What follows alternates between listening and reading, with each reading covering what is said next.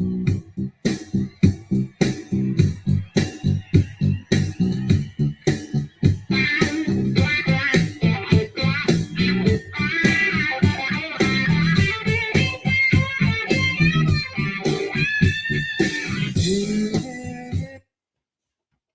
morning, everybody.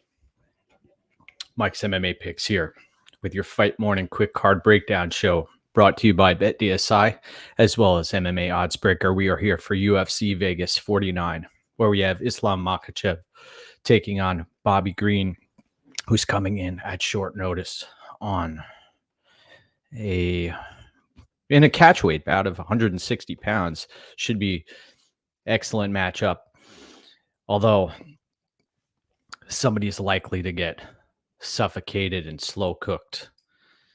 Let's get into it, where we have the first fight of the evening.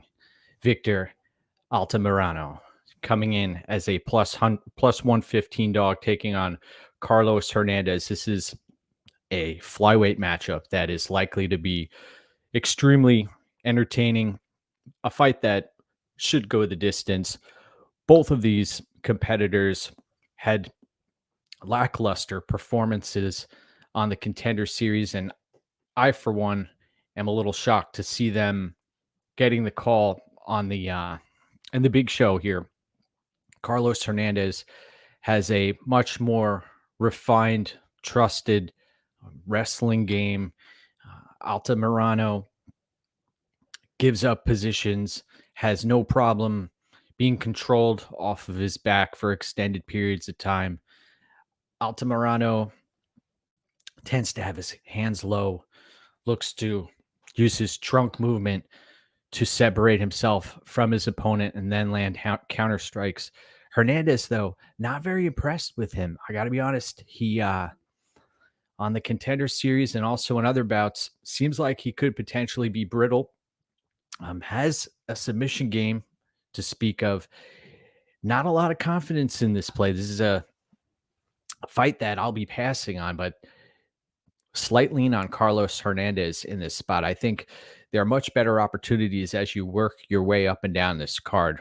By the way, 7 out of 11 of the fights on today's UFC card are expected to finish their favorite 10 inside the distance, and we always love to see that.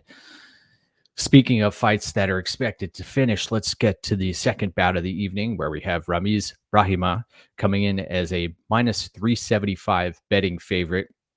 Incredible, considering he was dominated by Court McGee in just about every facet of the fight game 4 weeks ago.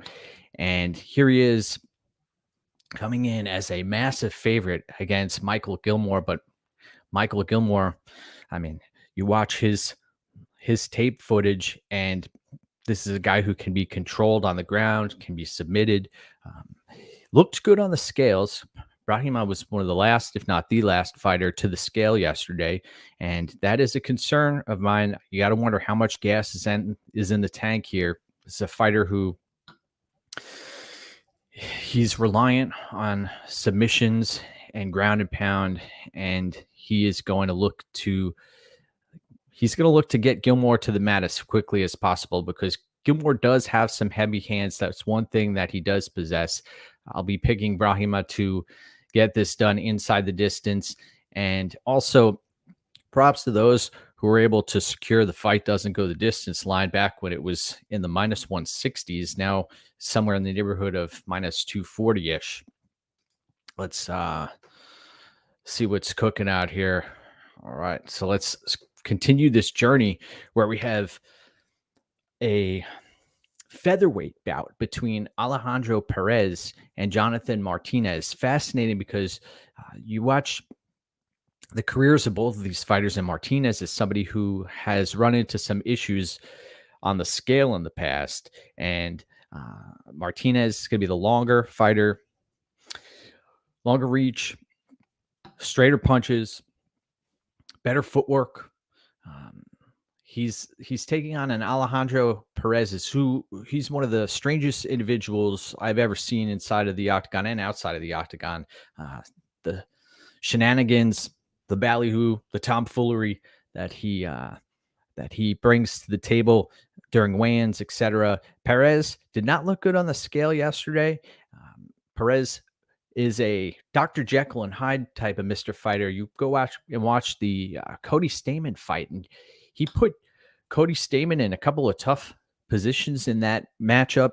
This is a fighter who, when he's on, he's on. But significant layoff, was brutally knocked out by Song Yadong a few years ago, came back and had a victory recently. Don't put too much stock into that. Got a nice submission, though. So in this spot, Jonathan Martinez, he has the striking advantage. We saw Davey Grant caught him, put him out. That is a possibility. Another possibility is Martinez gets grinded out here. But I got to wonder how much gas Alejandro Perez has in the tank. You got to wonder also about, was this a tactical weight miss? Granted, a week out, they changed from bantamweight to a featherweight fight. That is a concern of mine, but I'm going to be picking Martinez here, and I see the line starting to move. I'll be picking Martinez to win, and I think that he has the potential to get this done inside the distance. The longer it goes, Martinez's takedown defense has held up recently, which is pretty impressive, especially considering the last fighter he fought, I believe, is a Georgian fighter known for his takedowns. And I'll be picking Martinez. I think he's going to light Perez up the longer this fight goes. He's just got to mind his P's and Q's, especially if he gets taken down. He's got to work his way back up. And I like what I've seen training at altitude, training with the likes of somebody like Brandon Royval, somebody who I have a lot of respect for, the way he just will not give in to any position, will fight tooth and nail until the end. And Martinez has some of that grit in him. Granted, the Andre Sukhavta loss early in his career, that is a concern. I look back and oof, that was a rough one. So give me Jonathan Martinez to take home the victory here and get it done. It could be a volume striking based decision, but he has the potential to get it done inside the distance. I think he's going to get it done inside the distance late. So props to those folks who were able to get on that number as well. Next up, where we have Terrance McKinney, who's coming in against Faraziem. Faraziem minus 120 betting favorite here. McKinney is a fighter who will go for broke right from the opening bell.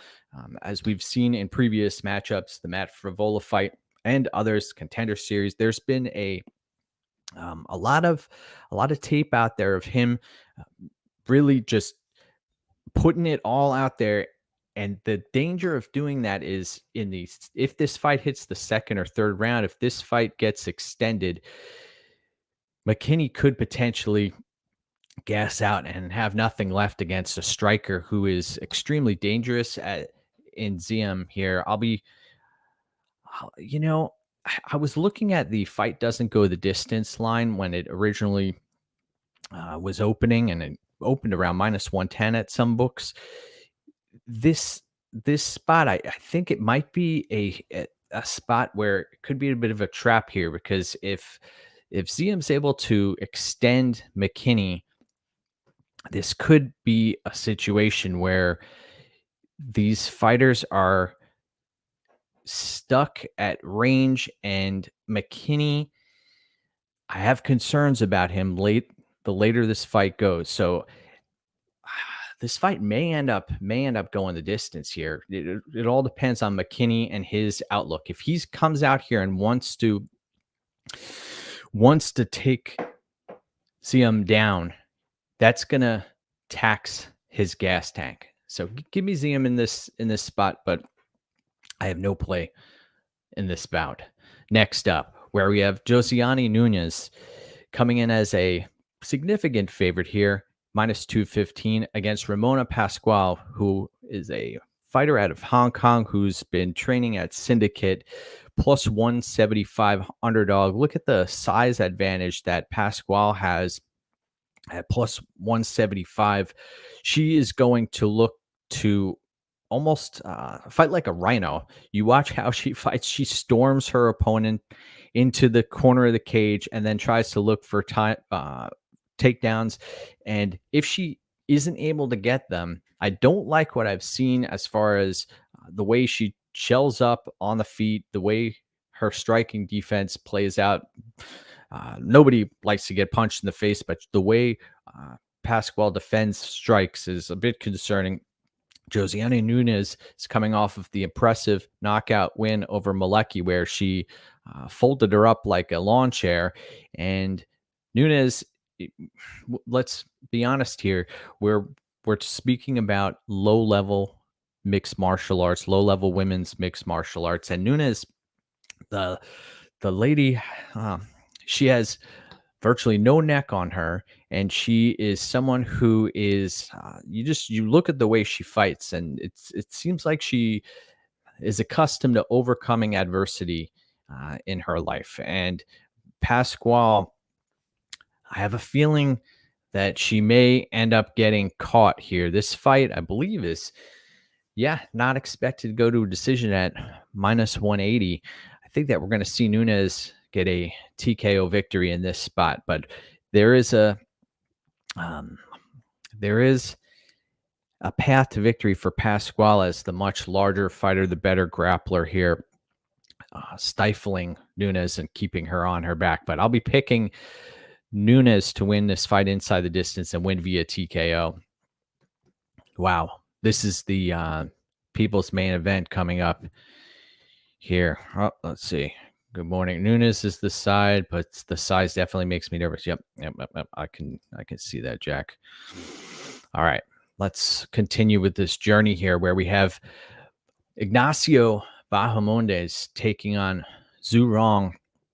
Zhu Rong missed weight big time, coming in at 160 pounds, taking on Ignacio Bahamondes. Bahamondes is a -210 betting favorite. This fight, the line has closed throughout the past few days to a point where I believe it hit the high -190s.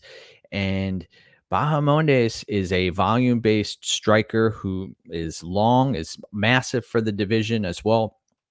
Somebody who really turned the corner in the Roosevelt Roberts fight. You saw what he was able to do there. Has a great chin, and the jury's still out on both of these fighters as far as I'm concerned. Zhu Rong destroyed Jenkins last time out, every facet of the fight, and you watch him come to the scale at weigh-ins a little bit dejected there. Somebody who is 21 years of age, somebody who's still growing, still filling out his frame. And this fight, Rong, you watch, he has some grappling to speak of. I'm interested to see if he's able to take this fight to the mat, how taxing that is going to be on his gas tank the longer this goes against Bahamondes, who Bahamondes doesn't tend to fade. He comes on strong. He has a solid chin. This fight is going to be a war. This is one of my favorite fights on the card. I think it has the potential to end inside the distance, and my lean here is going to be Bahamondes. I think that if you look at his inside the distance props, you have Bahamondes round 2 is plus 750. I see also round 3 plus 1100. There could be the potential for Rong to get TKO'd against the fence late in the third round, and then that plus 1100 ticket may cash also, or it may not, and then it gets flushed down the drain. But something you want to consider. Also take a look at the inside the distance lines there. This one, both of these fighters have shown that they are fairly durable. So give me Bahamondes in that spot. Now, you talk about fighters who are ready for a war. Look no further than RoboCop Gregory Rodrigues, somebody who is accustomed to fighting in deep waters, who has a well-versed mixed martial arts game, jiu-jitsu, striking, killer instinct, taking on Armen Petrosyan, who has a kickboxing background and is still learning, growing, developing. Petrosyan, tactical striker, somebody who will also go in for the kill. You look at the fight doesn't go the distance line, sitting at around minus 350-ish. I mean, that speaks volumes right there. Rodrigues looked like he was running on fumes the last time out and could have been put out a few separate times, and then just kept storming forward. And this is a guy, look at his physique, the way he's able to make weight. I have no idea how he's as old as he says he is, and also how he is able to make this weight. I don't see this fight going the distance. You look at the submission prop here for Gregory Rodrigues, hovering around plus 460. That is something to consider. And this fight, Gregory Rodrigues down to minus 160 at the betting window. Petrosyan, the thing is, Rodrigues' striking defense, he doesn't really make it a priority.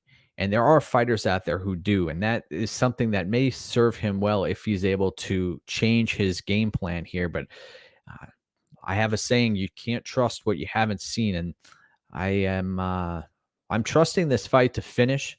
I also think that Rodrigues is the side with more paths to victory. Petrosyan, tough fighter, growing, developing, still very young, but I have to roll with Gregory Rodrigues in this spot. Next up, where we have what should be the fight of the night here. The matchup of the evening could be the headliner here, to be honest, where we have Armen Tsarukyan taking on Joel Alvarez. Joel Alvarez, massive for the division, made weight this time around. Has the look of he looks like a Great Dane, the way his body structure is. I have no idea how he's able to make this weight. And the long limbs, the long face, the bone structure. I'm interested to see how the hell he makes 156 pounds here. That's incredible to me. Armen Tsarukyan, also extremely dense individual, fighter who, the fight against Makhachev, we saw how deep he was willing to dig in that fight. We saw the wrestling. We saw the reversals, transitions, the gas tank, also the striking development. But Joel Alvarez butchered Thiago Moises last time out on the feet. And what I've noticed about him is he tends to create opportunities through his volume striking. So Tsarukyan's going to have to be very cautious as he closes distance. Look out for those body kicks. And he's going to have to wrap Joel Alvarez up and mind his P's and Q's.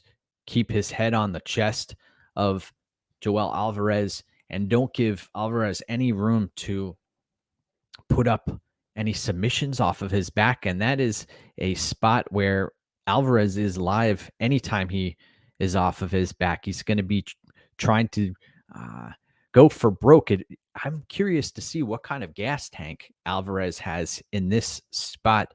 Tsarukyan, we know he can go 3 hard rounds. The Frivola fight was incredible to watch him get out there and just put on a show and steamroll the steamroller. So in this spot, I think we are getting, I got to be honest, I think we're getting a little bit of value here on Tsarukyan, getting down close to minus 200-ish. And I like Armen Tsarukyan to win this fight. I think that it will take an advantageous opportunistic submission on behalf of Joel Alvarez to win this bout. But I'll be picking Tsarukyan, and I also believe that fight doesn't go the distance. Maybe a solid look. And if you're playing Alvarez, look at his inside the distance line there also. And a play that I've been known to put out in previous matchups with the Saeed Nurmagomedov, etc. Scorecard, no action is something to look at as well, but only a few books tend to have that out. Next up, where we have Priscilla Cachoeira taking on Ji-Yeon Kim in another low-level women's mixed martial arts bout where, as we've seen in the past, it doesn't take much to win. And something as simple as aggression and power can be enough in certain situations. And this is a spot where I think that could potentially pay off here against Ji-Yeon Kim. Ji-Yeon Kim is a volume-based striker who is going to have some reach advantages here. She also is going to she's good at range management as well. So Cachoeira, that's something that she's struggled with. She just kind of storms in and tries to create opportunities for herself and outlast her opponents. This is a spot where I think that could potentially happen here. I think that Cachoeira is live for a TKO victory in this spot, and the odds makers say that this fight is likely to go to a decision. I think that Cachoeira has the chance to finish Kim. I don't see it the other way around where Kim finishes Cachoeira. So interesting spot. All right, let's take a look at the here we go. I can't hear anything, he says. Okay, interesting. Some folks. All right, Donald, let's get that fixed for you, sir. All right, let's see. We all know why Khabib doesn't like Ringos. Oh, interesting. Let's continue this journey here where we have the co-main event of the evening, where we have Misha Cirkunov. Now this line's starting to widen here.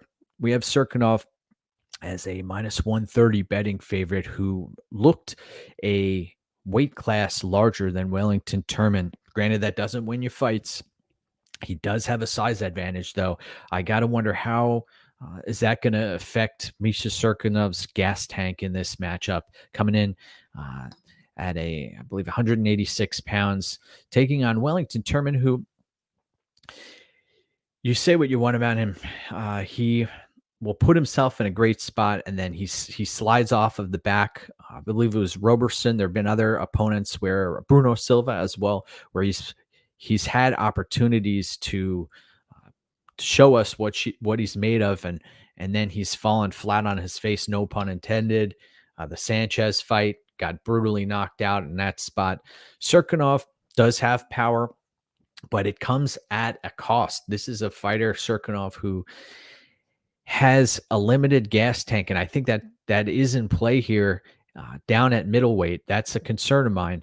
Wellington Turman, we know he can push a pace, and he can get in that clinch against the fence. Now, is Cirkunov going to end up putting Turman on his back and trying to lock up a submission here?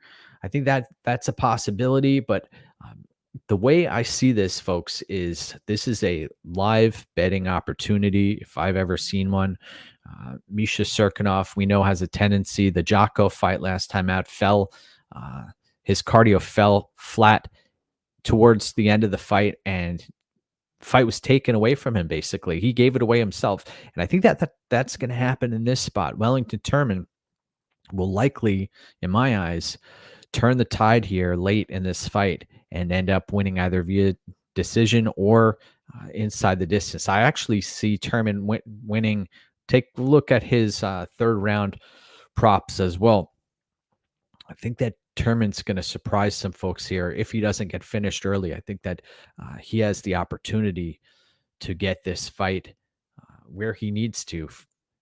Granted, can we trust Wellington Turman? That's a bigger question. But I'll be picking Turman to win. Coffee is phenomenal this morning as we are rising. This is oh my goodness gracious. We're heading towards 5:00 a.m. This is a early fight morning breakdown show. Let's head to the main event where we have Islam Makhachev taking on Bobby Green. Makhachev hovering around a minus 900, minus 890 betting favorite.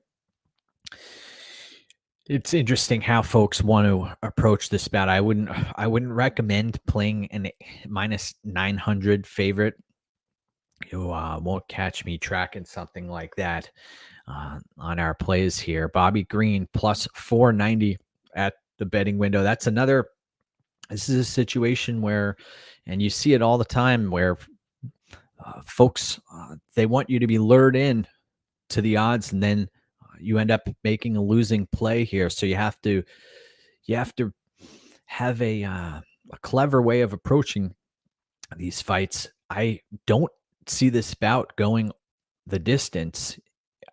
You watch this fight at 160 pounds. Makhachev looked massive, ready to come in against Bobby Green, who showed up at 158 pounds for this bout. Apparently, he cut down from 190. I don't know if that's actually true or not.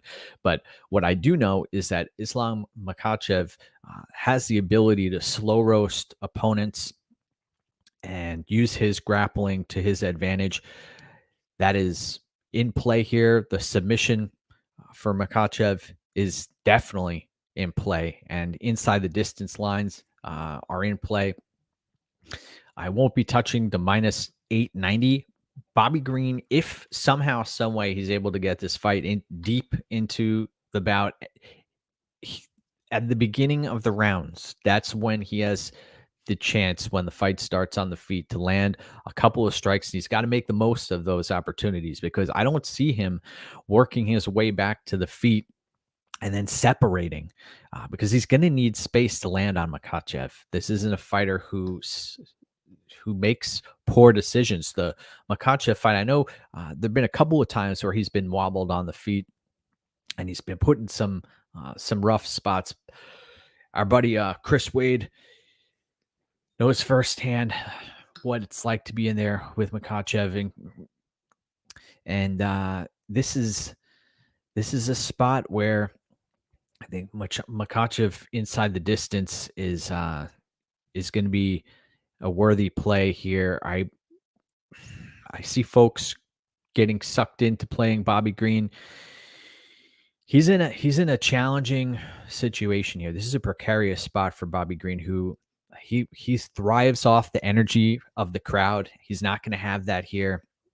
And I see him getting suffocated. And one thing that he said is he falls asleep when watching Islam Makhachev fight. And that is I think that's a telling sign here. And I actually see him losing via a choke here and getting rendered unconscious. I think that is a possibility here. So I'll be picking Makhachev inside the distance. And my heart goes out to everybody on the Bobby Green side today.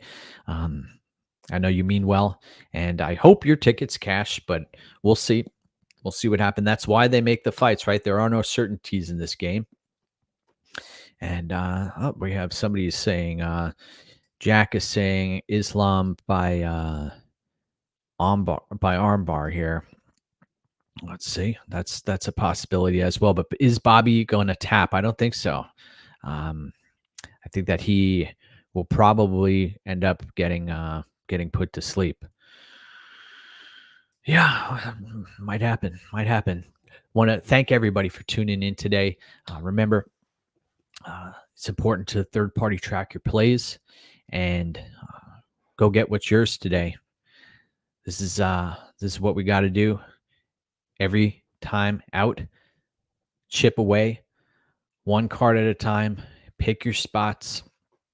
Make sure that if you are tracking somebody, or if you are tailing anybody, or if you are taking the advice from anybody, make sure that they're a third-party tracked winner. There are folks out there who are third-party tracked losers who are putting out content behind a paywall, and you got to make sure you do your homework. And I also recommend doing the independent research on your own time to back up and conclude that these are the right plays. So cheers to everybody here. Thanks to MMA Odds Rigger and BetDSI, and let's do this. Enjoy your Saturdays. Putting this out before most of our audience wakes up. So thank you for being here this morning at 5 o'clock a.m., 30 minutes on the dot. Let's go, baby. Let's do this.